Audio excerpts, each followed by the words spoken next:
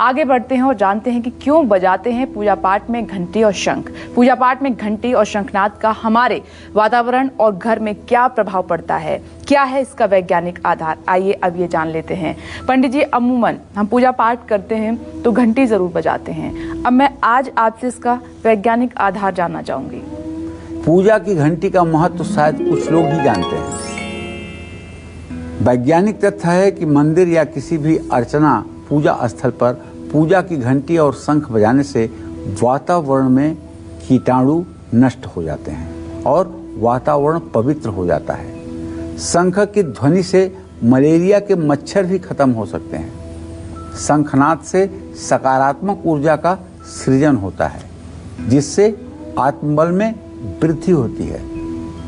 शंख में प्राकृतिक कैल्शियम, गंधक, फास्फोरस की भरपूर मात्रा होती है। प्रतिदिन शंख फूंकने वाले को गला, फेफड़ा दोनों का रोग नहीं होता है। शंख बजाने से स्मरण शक्ति तेज होती है। अगर कोई व्यक्ति अच्छे से शंख बजा ले रहा है तो आप विश्वास करिए, चाहे उसका यूको करवा लीजिए और चाहे उसका जिस प्रकार से हार्ट चेक करवा लीजिए, उसके हृदय में किसी प्रकार का कोई रोग नहीं निकलेगा। बहुत से लोग ऐसे हैं जो कहते हैं कि महिलाओं को शंख नहीं बजाना चाहिए। बहुत से लोग हैं जो ऐसे कहते हैं। स्वस्थ रहने के लिए सबको शंख बजाना चाहिए, चाहे वो महिला हो या पुरुष हो। शंख बजाने में लिंग भेद नहीं है, ये बात स्पष्ट रूप से समझ लेनी चाहिए। पंडित जी, इसी से जुड़ा हुआ एक छोटा सा सवाल है मेरा कि जब हम शंख और घंटी की बात ही कर रहे हैं तो सही तरीका क्या है शंख बजाने का, घंटी बजाने का सही समय क्या है?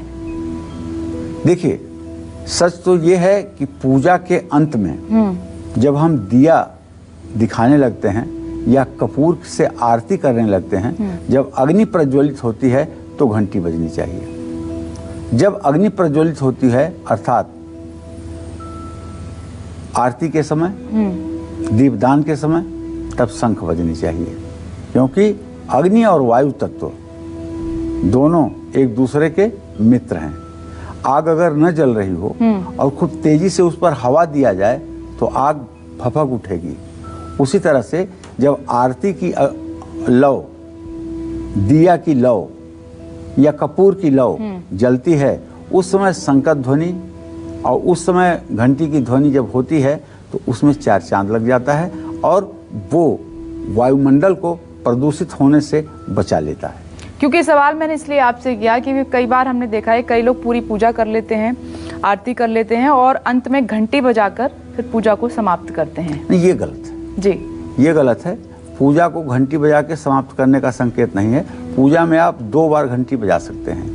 एक बार तो जब आप दिया दिखाते हैं, दिया दिखाने के समय में जो है बाएं हाथ से घंटी बजाते रहिए, दाएं हाथ से दीपक दिखाते रहिए और दीपक को भी दिखाते समय दीपक इस तरह से घुमाएं कि उससे ओम की आकृति बन जाए जी। ठीक है। फिर दीपक को रखिए, घंटी भी रखिए, दाहिने हाथ पे जल डालकर अपना हाथ धोइए, ठीक है। क्योंकि दीपक के बाद, दीपक दिखाने के बाद हाथ धोना जरूरी हो जाता है।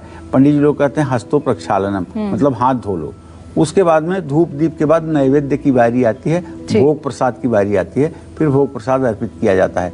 भोग प्रसाद अर्पित करने के बाद जब 5 बार आचमनी की जाती है तब भी आप घंटी बजा सकते हैं। इसी तरह से आरती के समय आप घंटी बजाएंगे तो वो आपके लिए शुभकारी होगा। इसी तरह से शंख जो है वो भगवान को भोग लगाने के बाद भी शंख बजती है और आरती के समय भी शंख बजती है, जिससे वायुमंडल पवित्र हो जाता है। तो पंडित जी ने आपको शंख और घंटी का महत्व बताया और उसका वैज्ञानिक आधार भी आपको बताया है।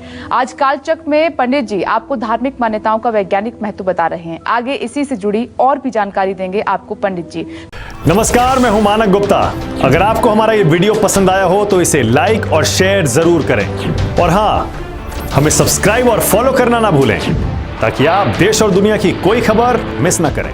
तो जुड़े रहिए हमारे साथ और देखते रहिए News 24।